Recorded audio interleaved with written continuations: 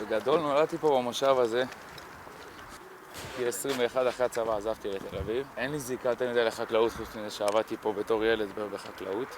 אבל אני זוכר שהתחיל כל הסיטואציה, אז המון חברים אמרו לי כזה שכל התאילנדים שמעו על הזוועות שהיה בקיבוצים ופשוט לקחו את הרגליים ועזבו. המשפחה שלך כולם בסדר בקודם שבת? כן, הם עברו ביום שבת איזה כמה שעות של גיהנום אני חושב. גם עם זה שהיה פה חדירות באופקים, וגם עם זה שאני הייתי במסיבה ברעים. זה יאיר המלך. מה קורה, אלוף? אז תודה שבאתם. זה המשק של אבא שלי ושל אחי.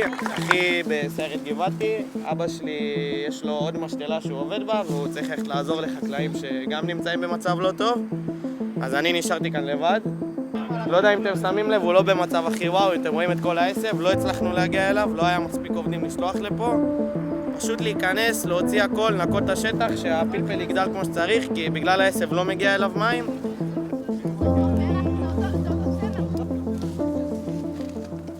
לירון ברדה, חברה טובה ממש לי. אני ולירון עבדנו ביחד בניהול של הברים. אני מכיר את לירון הרבה שנים, אנחנו עובדים ביחד גם הרבה שנים. כשהתחילו לראות עלינו, אז אודי, זה הבעלים של הבר, צעק לה פשוט שתתחיל לרוץ, והיא רצה לחפ"ק לטפל בפצועים. אני חושב שהייתה שם איזושהי תקווה שלה או איזושהי נאיביות כזאת של אם אנחנו צוותי רפואה לא יעשו לנו כלום. אתה יודע, זה כאילו מן ההיגיון, אבל ההיגיון לא שיחק שם באותו יום יותר מדי. הייתי עם לירון לפני שזה קרה לה. אנחנו התחלנו לרוץ שהתחילו לראות עלינו ממש מקרוב. התחבאתי בתוך אחד העצים, כזה העץ הכי סרוך שמצאתי. כיסיתי את עצמי בעלים, ענפים, פשוט קיוויתי שלא ימצאו אותי כזה. הם עברו גם ליד הפרדסים, שמענו את הצעקות, שמענו את היריות, הירי לא עצר כזה המון שעות. ואז שמעתי גם צעקות בעברית, ואז כאילו מבחינתי זה היה מספיק שבב תקווה כזה לנסות לחבור לצעקות האלה. לא יודע אם נאחזנו כבר בתקווה, אם נשארה תקווה אפילו לאנשים שם, נראה לי שהרוב הבינו שהם לא הולכים להצניע שם בחיים, אבל אולי זה כן יצר איזושהי השלמה כזה של אתה מפסיק לפחד פתאום. אז כן, בגדול זהו. לא יודע. אחרי 8 שעות עליתי על טנדר, חזרתי חזרה לאופקים. התקשרתי שיחה ראשונה לאבא שלי עם גרון חנוק כזה, להגיד לו שאני בסדר. אבא שלי בעיקר בחר בטלפון, הוא לא באמת הגיב. בשיחה השנייה הייתה לאבישי המ"פ, אמרתי לו אני מגיע היום. כאילו קיבלנו את הצו מילואים תוך כדי שאני מתחת לטנק שאכל קורנט. זה מבחינתי היה מובן מאליו כאילו להגיע, להתגייס, לעשות מה שצריך, אתה יודע, לקחת חלק רגע במערכה הזאת, כי גם נראה לי נפשית זה יותר נכון מאשר להיתקע על הטראומה ולהישאב אליה או לשקוע לתוכה וזה.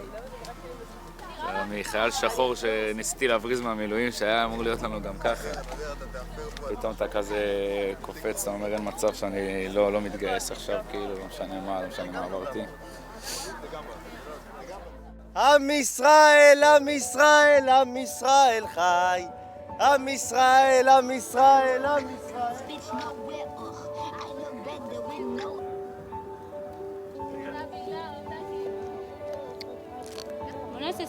יש הרבה עובדי אדמה שלא עובדים, כאילו מלחמה מאוד קהילתית גם, כאילו כולם עוזרים אחד לשני, אז איפה שאפשר לעזור אז עוזרים.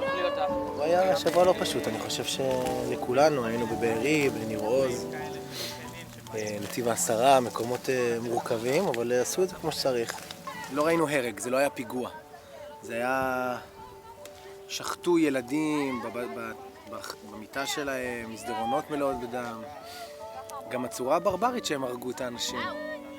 היה אלכוהול בכל מקום, הם אכלו מכל האוכל, הרגו את הכלבים.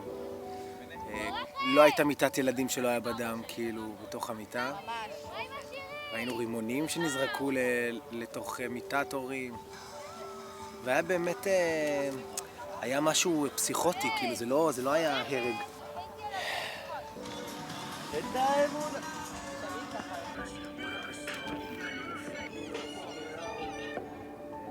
פבלו שלנו הגיע לקטוף.